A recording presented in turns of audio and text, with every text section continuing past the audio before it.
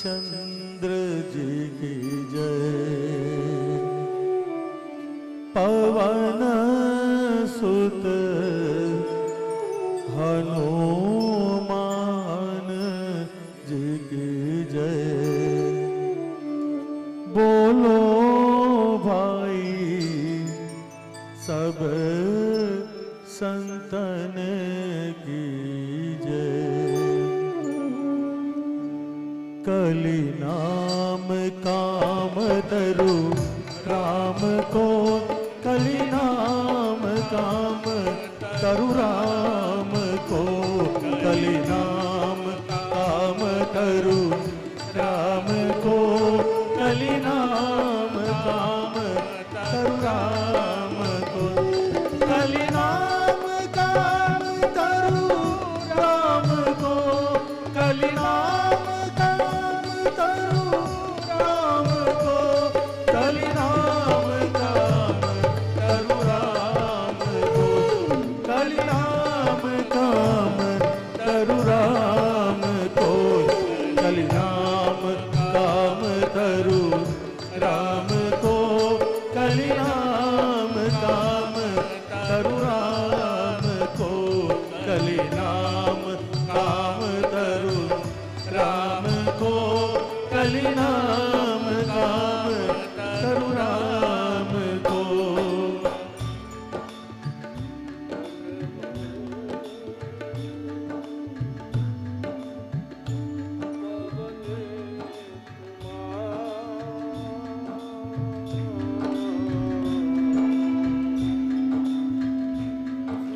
बने पावन ज्ञान घना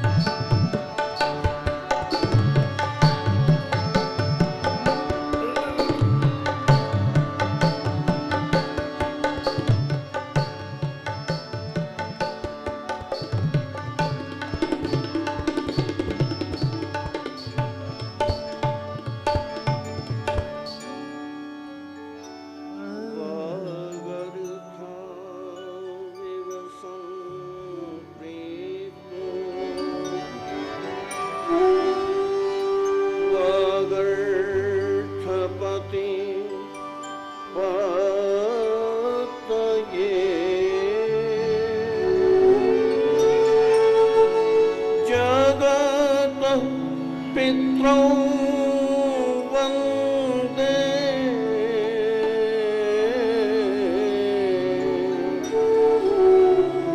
पार्वती परमेश्वर।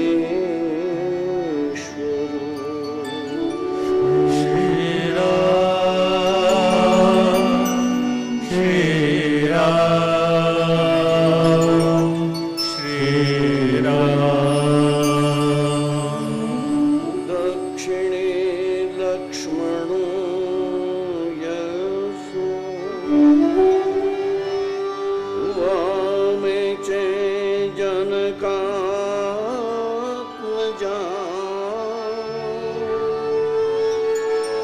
पुरतो मारुतिर्यस्य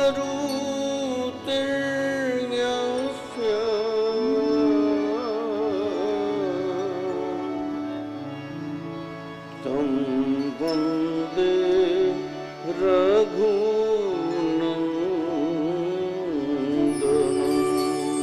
श्री राम श्री राम श्री राम। मनोजवं मारुततुल्यवेगम्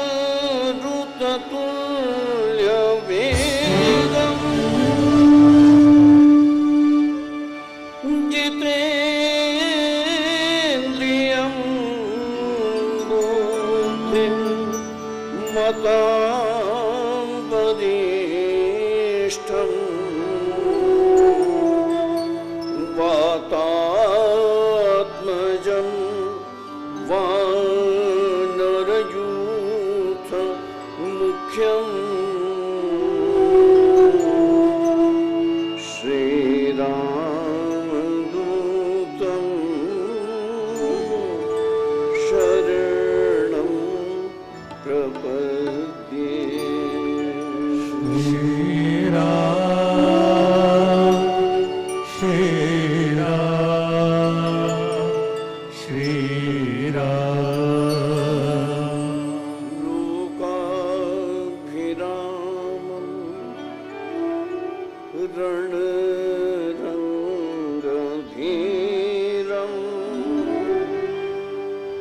राजीवनेत्रं रघुवंशनाथं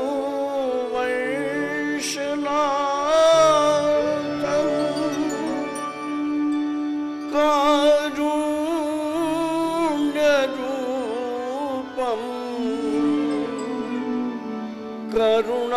करुणाकरं तं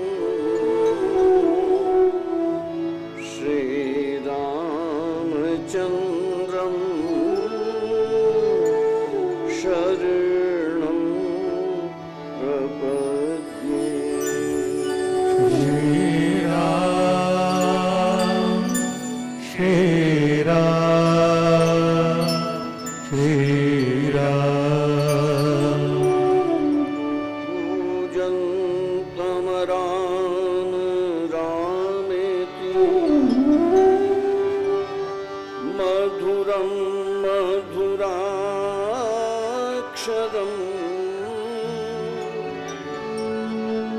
आरुह्य कविता शाखा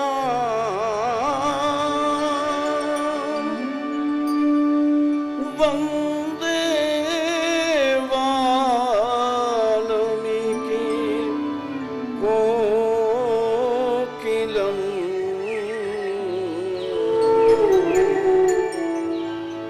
वन्दे वाल्मीकि कोकिलम्।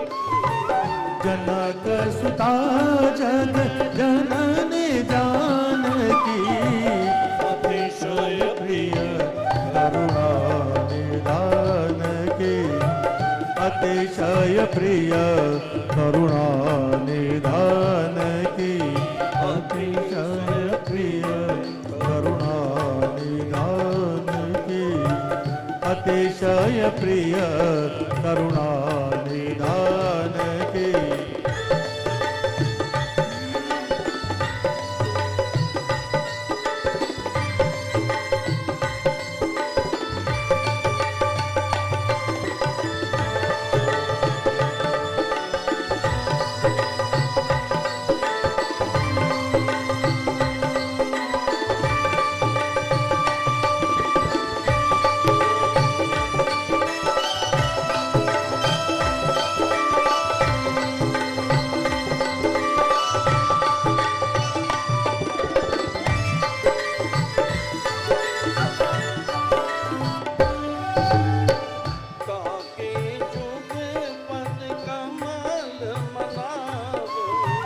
ताके जुग पद कमल मनावो ताके जुग पद कमल मनावो ताके जुग पद कमल मनावो जासु कृपा निर्मल मति पावो जासु कृपा निर्मल मति पावो जासु कृपा निर्मल मति पावो जासु कृपा निर्मल मति पावो महावीर बिन बहु हनुमाना महावीर बिन बहु हनुमाना महावीर बिन बहु हनुमाना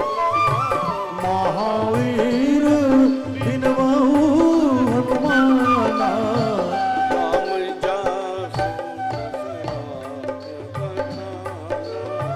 राम जासु जस आप बखाना राम जासु जस आप बखाना राम जासु जस आप बखाना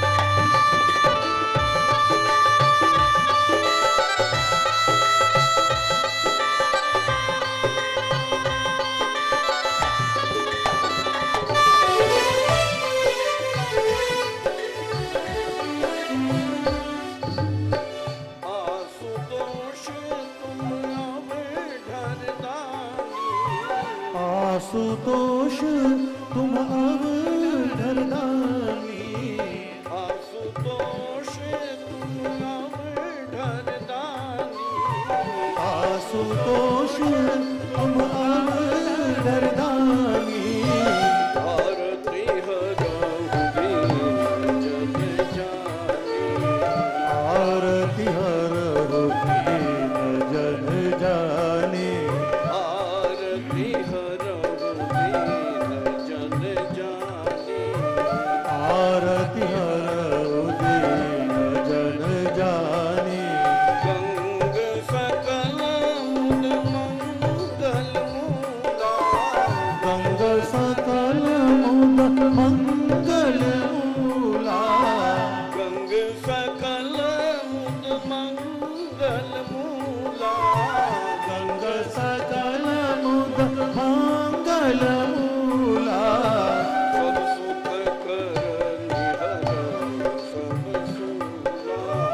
सब सुख करनि हरनि सब सूला सब सुख करनि हरनि सब सूला सब सुख करनि हरनि सब सूला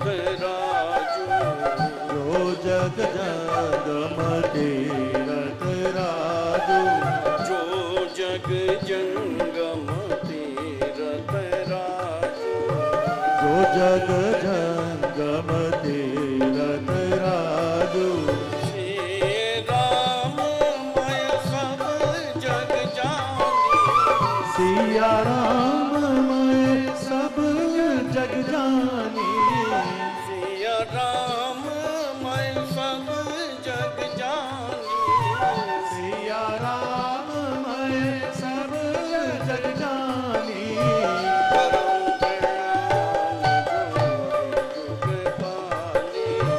करम प्रणाम जुग पानी करो प्रणाम जोरी जुग पानी करो प्रणाम जोरी जुग पानी करो प्रणाम जोरी जुग पानी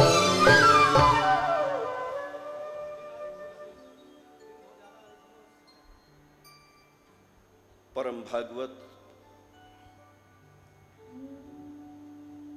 श्री रामचरण अनुरागी भक्तजन,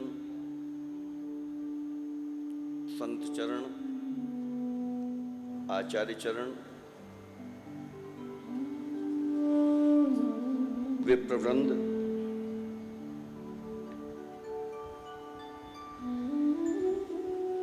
कल की वो चर्चा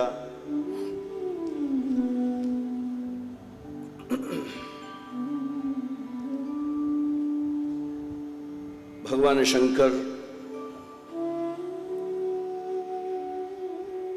भगवती सती को लेकर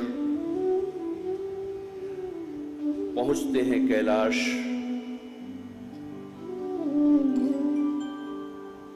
मनि मन संकल्प किया है कि यही तन सती भेंट मोहि नाही। अब इस शरीर के साथ पति पत्नी का संबंध नहीं हो सकता।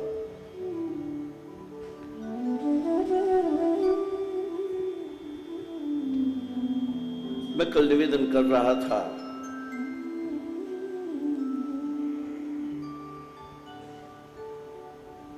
कि रामचरण तो दूर हुए ही,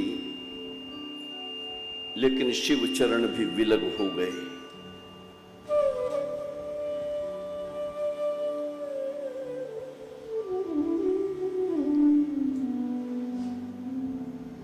और सती ने मन में निर्णय कर लिया कि भूल हुई है मुझसे, अपराध हुआ है, इसलिए ये फल मैं भोग रही हूं।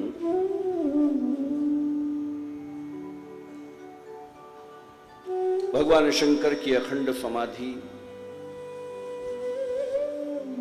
और उसी समय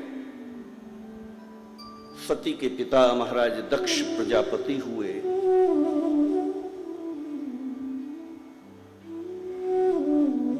और दक्ष के सम्मान में तीर्थराज प्रयाग में एक सभा का आयोजन हुआ। सभी देव उस सभा में उपस्थित हुए। भगवान शंकर भी उसमें आए। और जब दक्ष प्रजापति का प्रवेश हुआ तो सबने खड़े होकर दक्ष का अभिवादन किया, लेकिन शिव अपने आसन से नहीं उठे। ध्यान देना, इस परिवार में प्रणाम की बड़ी समस्या है साहब। हाँ, सबने प्रणाम किया,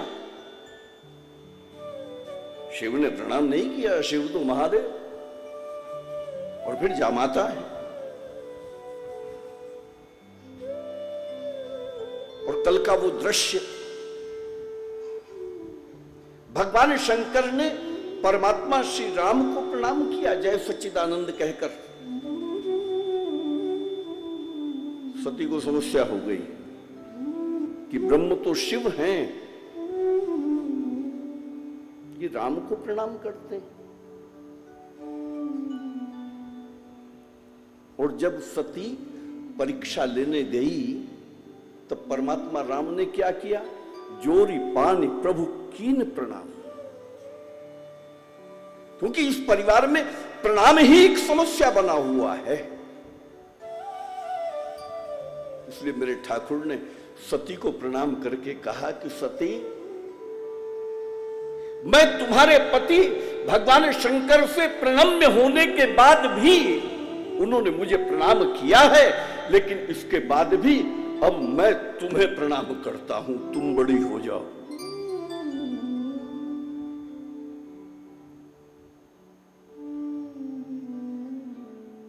दक्ष को प्रणाम नहीं किया और दक्ष को ग्रंथि पड़ गई। दक्ष ने वहां से एक शिव के साथ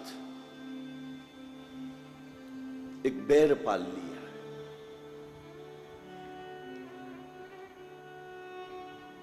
हरिद्वार के पास कनखल में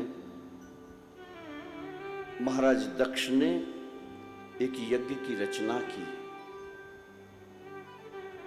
और उस यज्ञ में सभी देवों को बुलाया, लेकिन भगवान शंकर को नहीं बुलाया। और देवों के विमान कैलाश के ऊपर से जाने लगे।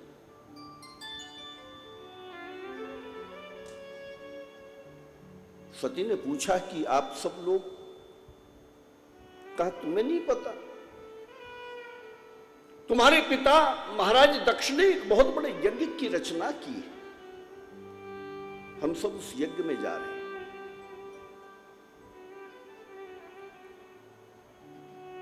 और उसी समय भगवान शंकर की समाधि खुली।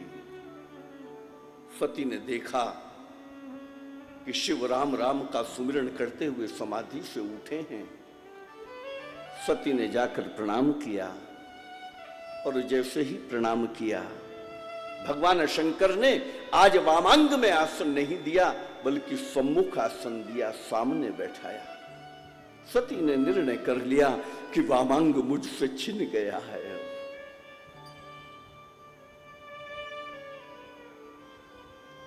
आज भगवान शंकर ने सम्मुख आसन दिया है।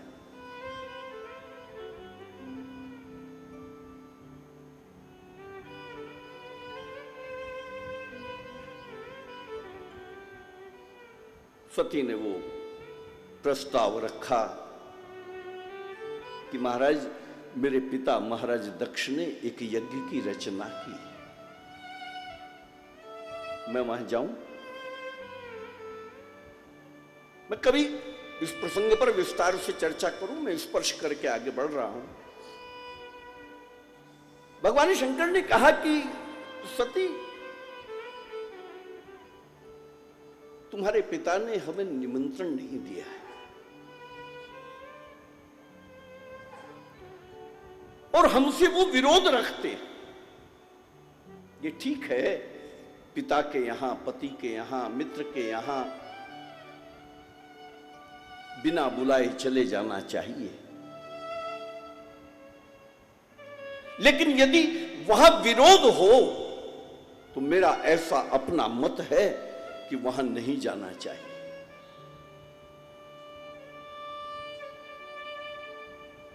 और सती का अपना स्वभाव,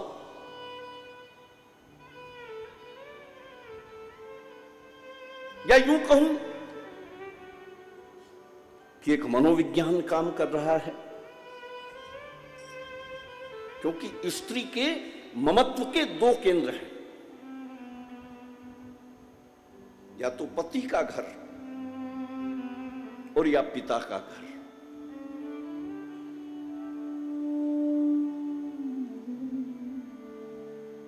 इन दोनों में कुछ थोड़ा सा अंतर है। पिता के घर में उसे प्रेम तो मिलता है, लेकिन अधिकार नहीं मिलता। अधिकार तो पुत्र को मिलता है। और पति के घर में उसे प्रेम भी मिलता है और अधिकार भी मिलता है।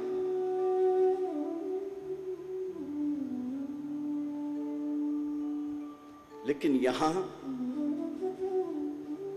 यहां प्रेम भी कुछ कम होने लगा है और आज वामांग भी छिन गया है, सम्मुख आसन दिया है। इसलिए सती को लगता है कि पिता के घर जाऊंगी ना तो कुछ सम्मान मिलेगा, कुछ प्रेम मिलेगा,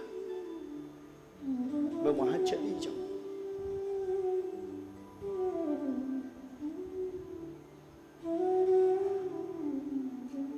भगवान शंकर ने अपना मत कहा और सती का जैसा स्वभाव है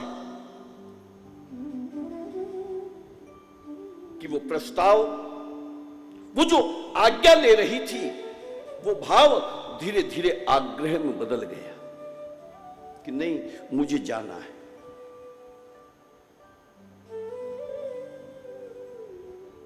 मुझे जाना है। भगवान शंकर ने बहुत समझाया, लेकिन सती कुछ भी समझने के लिए तैयार नहीं। और फिर मेरे बाबा गोस्वामी जी सती को एक बार दक्ष की बेटी के रूप में याद कर लेते हैं।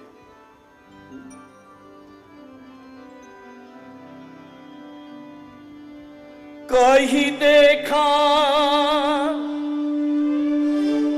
हर जतन बहु,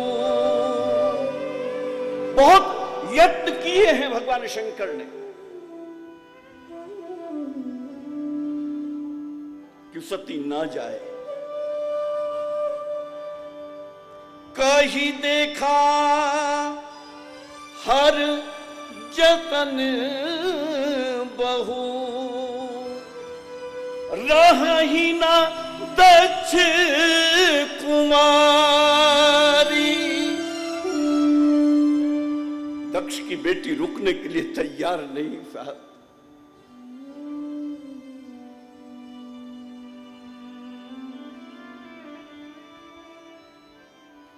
कहीं देखा हर जतन बहु, रही न दक्ष कुमारी।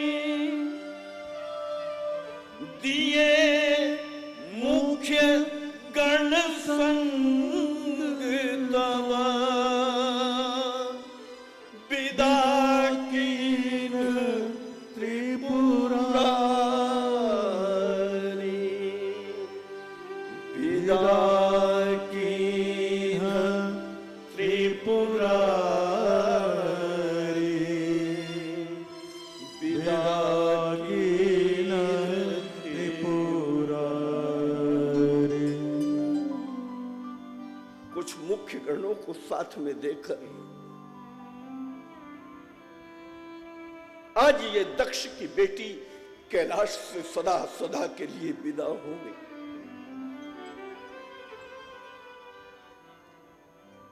देखते रहे शिव जाती हुई सती को।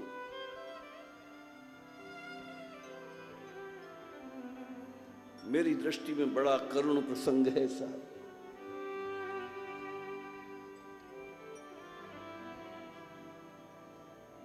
गई हैं दक्ष भूमि में, यज्ञ भूमि में। कथा कहती है कि मां तो ठीक से मिली, लेकिन बहनों ने तो व्यंग किए। तुम्हारे पति सती अभी भी शमशान में रहते हैं या रहने के लिए कोई भवन बना लिया? अभी भी भूत प्रेतों का संग करते हैं वो? कुछ कटाक्ष किए, उस सब को सहन किया सती ने। और फिर उस यज्ञ भूमि में जब प्रवेश किया तो वहां देखती हैं कि सब देवों का भाग है, लेकिन शिव के लिए कोई स्थान नहीं।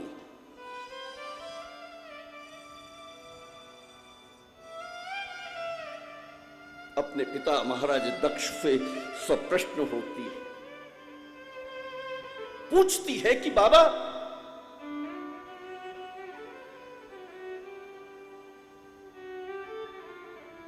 ध्यान देना,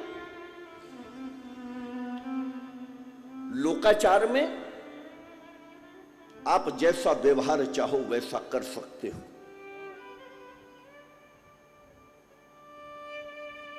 सती को लगता था कि यज्ञ हो रहा है और यज्ञ में यह विधान है कि शिव का स्थान होगा। लोकाचार में आप कुछ भी कर सकते हो, आपके यहां विवाह हो, किसी से बात ना बनती हो, आप पत्रिका ना दो, किसी को निमंत्रण ना दो, बुलाओ ना बुलाओ,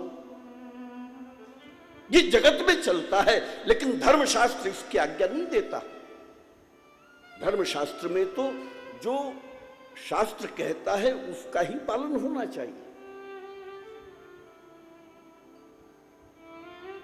लेकिन दक्ष धर्मशास्त्र को चूक गए, शिव का स्थान भी नहीं रखा।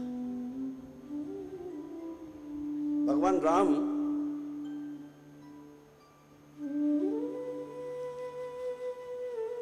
जब अपने पिता का श्राद्ध करने लगे, पिंडदान करने लगे,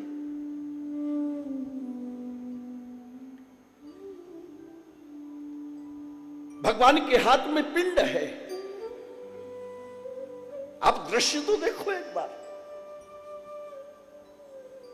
कि परमात्मा अपने पिता के निमित्त जब पिंडदान कर रहा हो तब दशरथ जैसा पिता सामने आकर खड़ा हो गया। कहा, राघव ये पिंड मेरे हाथ में दे दो।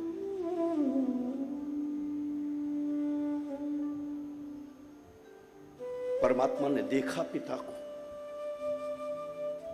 आचार्यों से पूछा कि देव मेरे पिता सामने खड़े हैं और मेरे पिता चाहते हैं कि ये पिंड मैं उनके हाथ में दे दूं, धर्मशास्त्र क्या आज्ञा देता है? आचार्य ने कहा कि राघव पिता भले ही तुम्हारे पिंड हाथ में मांगते हो, लेकिन पिंडदान तो भूमि पर कुशा के ऊपर ही हो सकता है। परमात्मा राम ने क्षमा याचना सहित कहा, पिताजी आप कहते अवश्य हैं, लेकिन धर्मशास्त्र की आज्ञा तो यह है मैं पिंडदान भूमि पर ही करूंगा, ये धर्मशास्त्र है।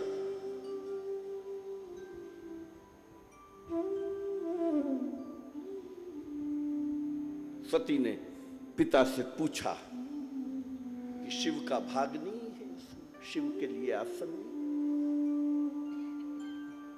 वहां महाराज दक्ष ने शिव के लिए अपशब्द कहे और शिव बहुत बोले, दक्ष बहुत बोले कि नहीं बुलाया हमने उसे, वो अमंगल वेश वाला है, भूत पिशाचों का संग करने वाला, चिता की भस्म को धारण करने वाला, उस अमंगल वेश वाले नग्न को मैंने नहीं बुलाया, जटिल है वो।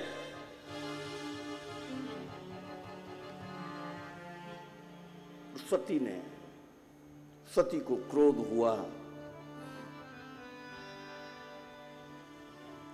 सती को वो सब शिव के कहे हुए वचन याद आए।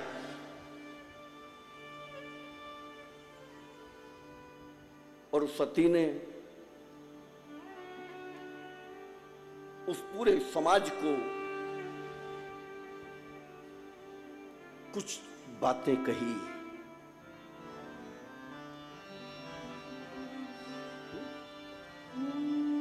सुनहु सभासद, हे सभा में बैठे हुए देवों सुनो,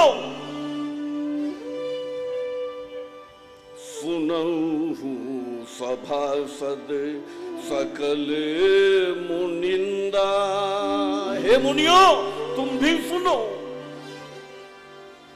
कहीं सुनी जिन शंकर निंदा, सो फलु तुरत लहब सब काहू। तुम सबको उस निंदा का फल मिलेगा तुरंत। और महाराज दक्ष को कहा कि भली भांति पछतावन पिता, हे पिता तुम तो बहुत अच्छे से पछताने वाले हो अब। और एक नीति कही है साहब,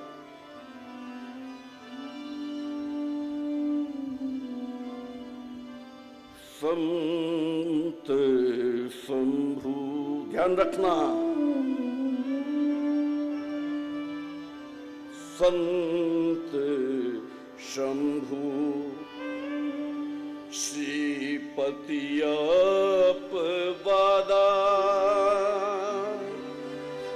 सुनिए जहां तस असमझ जादा। संत भगवान शिव और भगवान श्री हरि, इनकी निंदा यदि कहीं होती हो तो क्या करना चाहिए?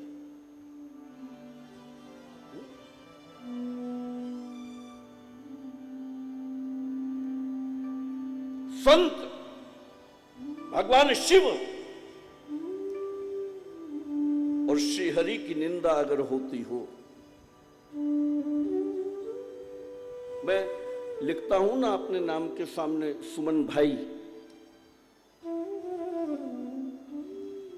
तो एक बार कानपुर में मैं कथा कर रहा था, एक बहन आई, आकर उन्होंने पूछा कि आप गुजरात से हो? मैंने कहा नहीं, क्यों? बोले भाई तो गुजरात में लिखते हैं। मैंने कहा आजकल तो पाकिस्तान वाले भी लिखते हैं, बंबई में भी बहुत सारे भाई। मैंने उनसे कहा, मैंने कहा आप बताओ बक्सर वाले मामा जी क्यों लिखते हैं?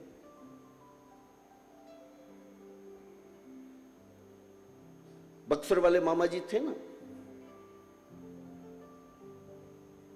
मैंने कहा वो मामा जी क्यों लिखते हैं? बोले वो उनका मानना ऐसा है कि जानकी जी उधर की थी तो लव कुश के वो मामा हुए, इसलिए बक्सर वाले मामा जी लिखते हैं। मैंने कहा बहन जी मैं कनखल का हूं और हमारे राजा महाराज दक्ष थे, उनकी बेटी सती थी, तो सती हमारी बहन हुई। भगवान शंकर से हमारा जीजा साले का सीधा संबंध है साहब। मैं कनखल का हूं साहब, मेरा जन्म वहां का है, इसलिए ये बात जो कही गई है, जो सती कह रही है, ये कनखल की धरती पर अंतिम वचन है सती के। इसलिए मैं हरिद्वार कनखल वालों सब लोगों को कहता हूं कि इस वचन का पालन करना।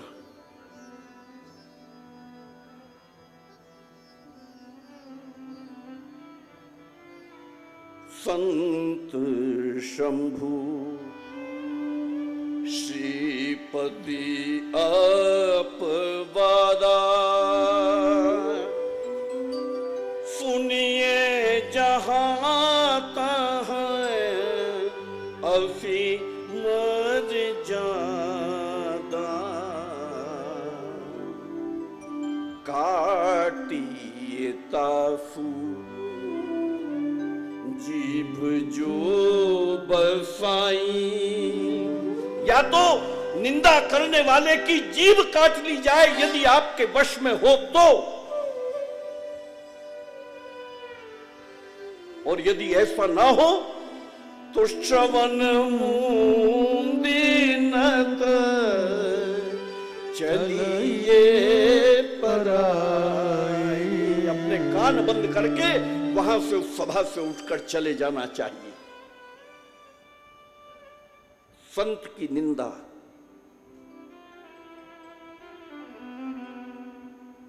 फिर मुझे कहना पड़ेगा कि संत को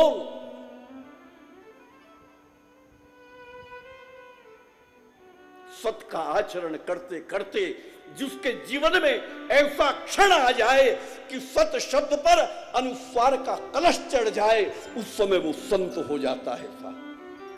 उसका जीवन ऐसा हो।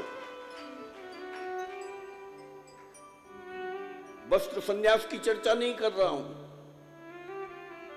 वस्त्र संन्यास से व्यवहार संन्यास बहुत कठिन है। जो भीतर से संतत्व को पा गया हो, ऐसी संत की निंदा, भगवान शिव की निंदा और हरि की निंदा यदि होती हो तो साधक को चाहिए कान बंद करके वहां से उठकर चला जाए।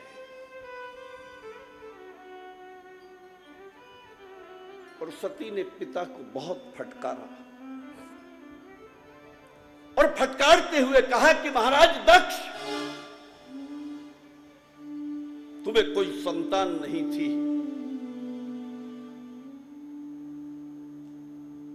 याद करो तुमने मेरी उपासना करके मुझसे ये वरदान पाया था कि मैं बेटी बनकर तेरे यहां आऊंगी। लेकिन उस समय मैंने तुम्हें यह भी कहा था कि जिस दिन भी तुम मेरा और मेरे पति का अपमान करोगे, उसी दिन तुम्हारा मेरा पिता पुत्री का संबंध समाप्त हो जाएगा। आज वो समय आ गया दक्ष। सती ने योगाग्नि से अपने शरीर में अग्नि को प्रकट किया और अपने शरीर को दक्ष यज्ञ में भस्म कर दिया। बहुत युद्ध हुआ। भगवान शंकर को सूचना गई और भगवान शंकर ने अपनी जटा से एक बाल उखाड़ा और उखाड़कर एक पाषाण पर पटका। वहां से वीरभद्र की उत्पत्ति हुई। वीरभद्र आए, कनखल दक्ष यज्ञ विध्वंस किया गया।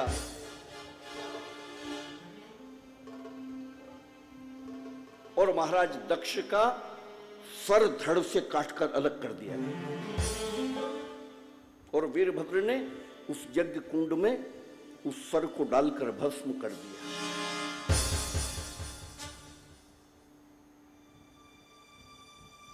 ये ब्रह्मा का बेटा है।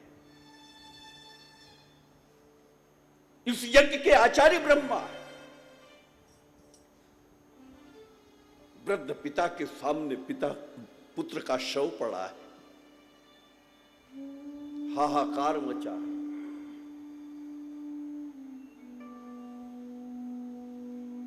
क्रंदन होने लगा, रोने लगी रानियां।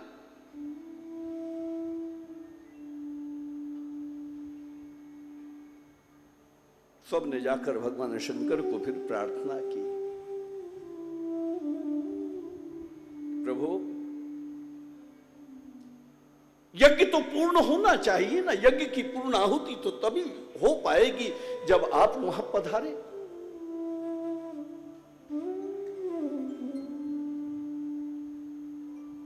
शिव कथा कहती है कि शिव तो आशुतोष हैं, क्षणम रुष्टा क्षणम तुष्टा, रुष्टा तुष्टा क्षणे क्षणे। प्रसन्न हो गए, आ गए उस यज्ञ में और आकर देखा दक्ष की देह क्षत विक्षत हुई पड़ी है।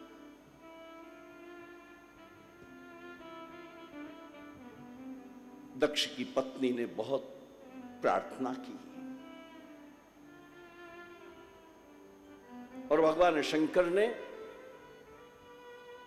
वीरभद्र से कहा कि एक बकरे का सर ले आओ।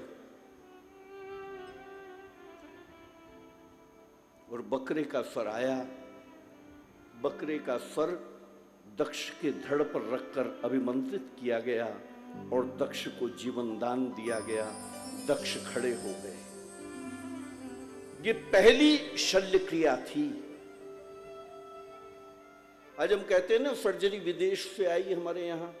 सर्जरी विदेश से नहीं आई साहब, हमारे यहां शल्य क्रिया के जो प्रणेता हैं वो भगवान शंकर हैं। शिव ने ही ये शल्य क्रियाएं की हैं। गणपति के शरीर पर हाथी का सर, ये भी शिव ने ही किया है। और दक्ष को बकरे का सर लगा। दक्ष खड़े हुए और दक्ष ने प्रार्थना की अब शरीर तो मनुष्य का था, लेकिन वाणी बकरी की थी, इसलिए पहला शब्द बम बोला, बम। बकरी की भाषा में प्रार्थना होने लगी। इसलिए शिव मंदिरों में बम बम बोलने का प्रावधान आया। जो शिव मंदिर में बम शब्द बोलते हैं ना, बम बम बम बम, वहां बम बम बम काय का बम, वहां ये बम।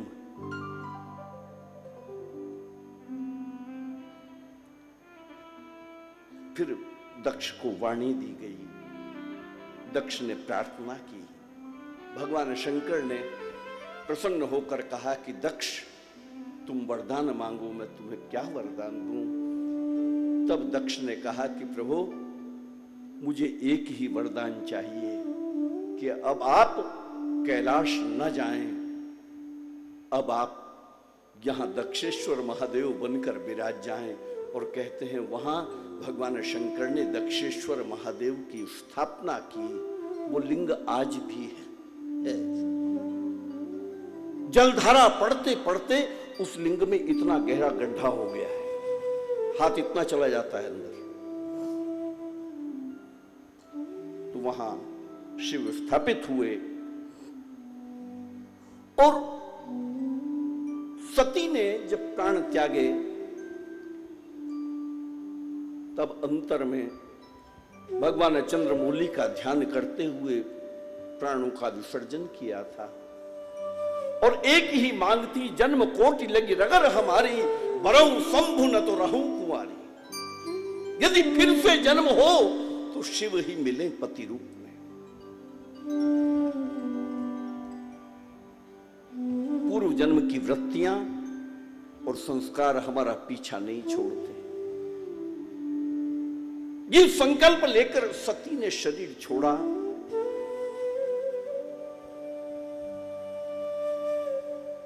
और महाराज हिमवान के यहां सती का पुनर्जन्म होता है।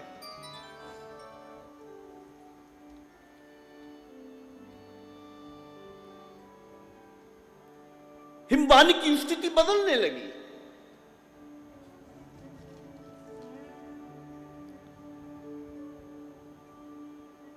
मुनियों ने जहां तहां आश्रम बना लिए।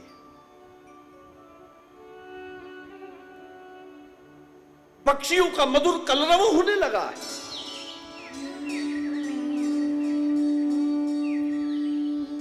हिमाचल के यहां अब नदियों में जल नहीं बहता, मानो अमृत बहता है।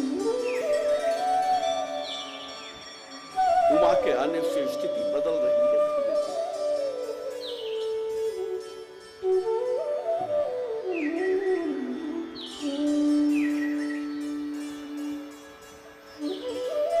और आज महाराज हिमवान के यहां संतों के वृंद आने लगे। भगवती उमा के दर्शन के लिए आते। और आज देवर्षि नारद का आगमन हुआ है।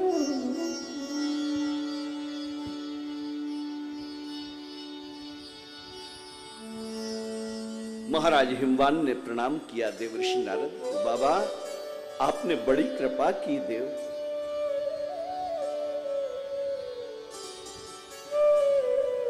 आज आप पधारे, ये पूरा हिमाचल प्रदेश धन्य हो गया देव।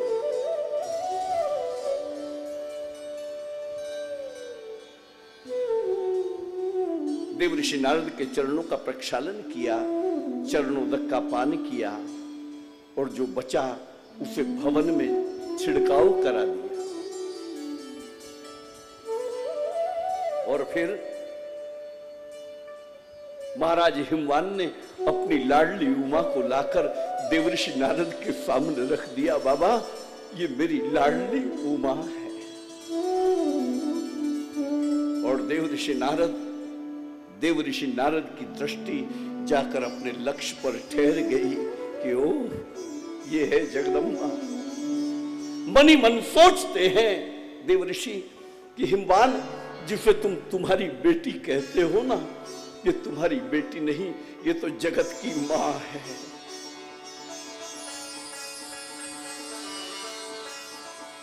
हिमवान ने प्रार्थना की, बाबा आज आप पधारे हैं तो मेरी बेटी के हस्तरेखाएं देखकर इसके गुण दोष की भी चर्चा करो ना, इसके भविष्य के विषय में कुछ कथन करो देव। और देव ऋषि नारद को यह अवसर मिला। देव ऋषि नारद उमा के हाथ की रेखाएं देखकर कहने लगे कि हिमवान, तुम्हारी कन्या सुलक्षणा है हिमवान, समस्त शुभ लक्षणों से युक्त है ये, सौंदर्यशील और बुद्धिमत्ता का अद्भुत समन्वय है इसमें। गिरिराज, इसका नाम उमा होगा, अंबिका होगा, भवानी होगा। ये सदा सर्वदा पति का प्रेम पाएगी हिमवान, इसका सौभाग्य अखंड होगा। हिमवान, ये माता पिता के यश में भी वृद्धि करने वाली है, ये स्वयं भी विश्व वंदनीय होगी हिमवान, और इसकी सेवा करने वाले को जगत में सभी पदार्थ सहज सुलभ होंगे। इसका नाम स्मरण करके पतिव्रता स्त्रियां पातिव्रत धर्म का पालन करेंगी हिमवान। और बोलते बोलते देवऋषि नारद रुक गए। बाबा, हाँ हिमवान, बस एक ही बात है हिमवान जो उमा के भविष्य में मुझे खटकती है। सुनकर घबरा गए हिमवान, महारानी मैना। बाबा, हाँ हिमवान। जोगी जटिल काम माना, लगन अमंगल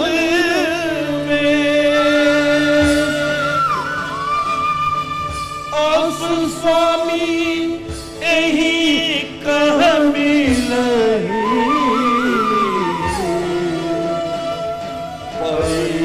हस्त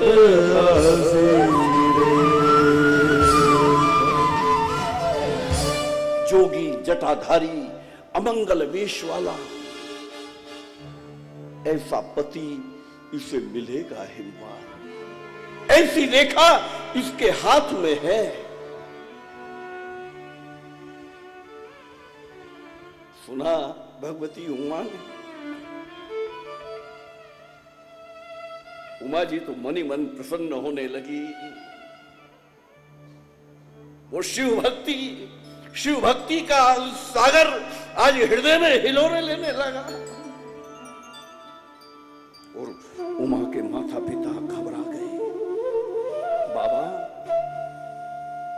हाँ हिमवान,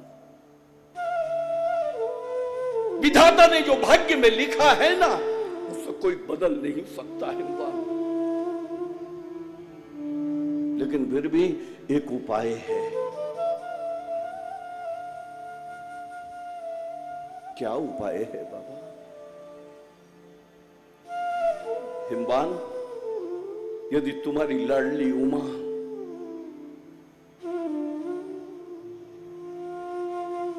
साधना करके शिव को प्रसन्न कर ले और शिव को पति रूप में प्राप्त कर ले, तो ये जितने दोष मैंने बताए हैं, ये सारे दोष भगवान शंकर में मिलते हैं। और यदि शिव से तुम्हारी उमा का विवाह हो जाए ना, तो ये सारे दोष गुणों में परिवर्तित हो जाएंगे। क्योंकि समर्थ कहूं नहीं दोष गुसाई, रवि पावक सुरसरी की नाई। ध्यान देना मेरे भाई, विधाता का लिखा कोई बदल नहीं सकता।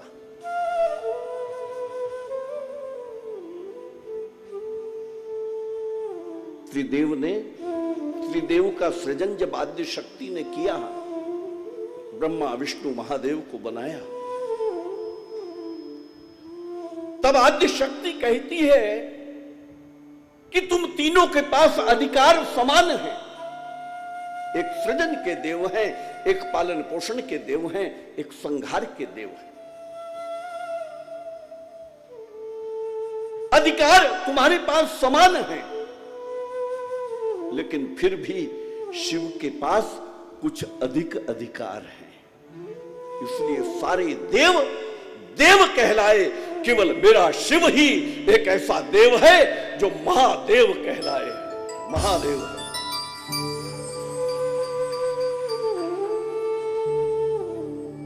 शिव के पास अधिकार अधिक है।